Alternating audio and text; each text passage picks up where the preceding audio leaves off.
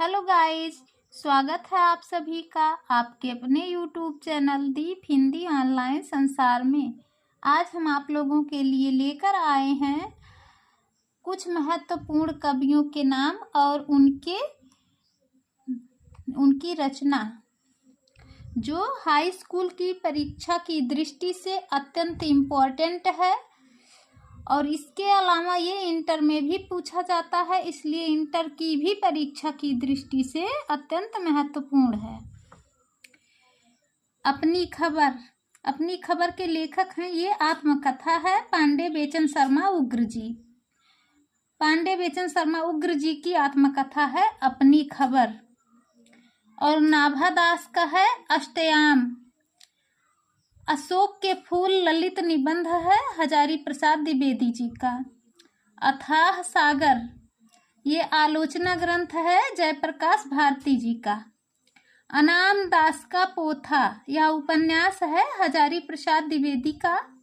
अतीत के चलचित्र यह रेखा चित्र है महादेवी वर्मा का। अर्धनारीश्वर ये निबंध संग्रह है रामधारी सिंह दिनकर जी का। आत्मनेपद यह निबंध है अज्ञेय जी का। आकाशदीप यह कहानी है जयशंकर प्रसाद जी की। आवारा मसीहा यह जीवनी है विष्णु प्रभाकर जी का।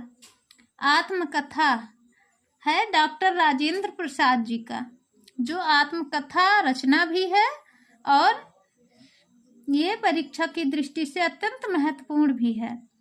इंदुमती कहानी है, इसके लेखक हैं किशोरीलाल गोस्वामी जी। इंद्रजाल यह भी कहानी है और इसके रचयिता हैं जयशंकर प्रसाद जी। उजली आग ये निबंध संग्रह है और इसके रचयिता हैं रामधारी सिंह दिनकर जी। उसने कहा था ये भी कहानी है चंद्रधर शर्मा गुलेरी की। गुलेरी इनका उपनाम है। उसने कहा था गलती हो गई, उजली आग जो है निबंध है और ये रामधारी सिंह दिनकर जी का है। और उसने कहा था ये कहानी है चंद्रधर शर्मा गुलेरी की। एक घूंट यह नाटक है और रचयिता है जयशंकर प्रसाद जी। कलम का सिपाही यह जीवनी है अमृत राय की।